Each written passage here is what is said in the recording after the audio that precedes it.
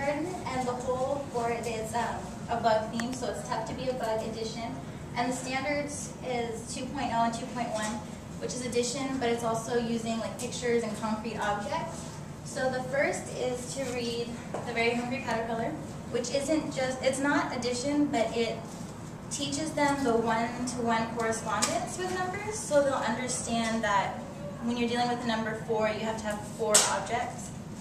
And that will help with this, where they get the leaves off of the caterpillar, and it has a problem, so 2 plus 3. And they're going to have stickers and put 2 stickers and then 3 stickers, so it helps them count it up, and then 2 plus 3. And then the next activity is upstairs, downstairs. Upstairs, downstairs math.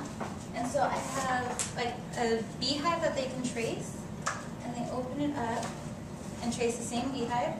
And they're going to pick a number. It's always 2 numbers under 10 that they're adding, and they draw bees that are upstairs and then downstairs. So it's teaching them that addition can go vertically also. And so 2 bees plus 5 bees is 7 bees, so they can also count the bees. And then the next is to make a ladybug, and this is called Ladybug Base 10. So they're going to be learning how to make 10. So they make the ladybug because it's just simple circles that they have to cut out. And then they have cut out 10 dots to put on her back. And so they're going to put them on however they want, 5 and 5 or 6 and 4. And they're only going to have 10, so it'll be less mistakes. And then they're going to write with the white crayon on the black paper their problem. So this is 5 and 5. So 5 plus 5 equals 10. So they're going to be able to see the numbers with the dots and then write them also. The next, and this is kindergarten, so you wouldn't have them doing any of the centers alone. It would be with the teacher or a teacher aide. So I put, if you have a question, just stop and raise your hand. And so this one is the growing worm line graph. So it teaches them starting to look on a number of line graph, or line. Yeah. So the teacher's aide would give them each a worksheet, and it's totally blank, and they would come up with the numbers to add, and they would fill them in. So you'd say that the worm grew 2 inches, and they pull it out to 2, and then they would write the 2 on the paper, and then they grew 2 more, so they pull it out, and the numbers are written right here.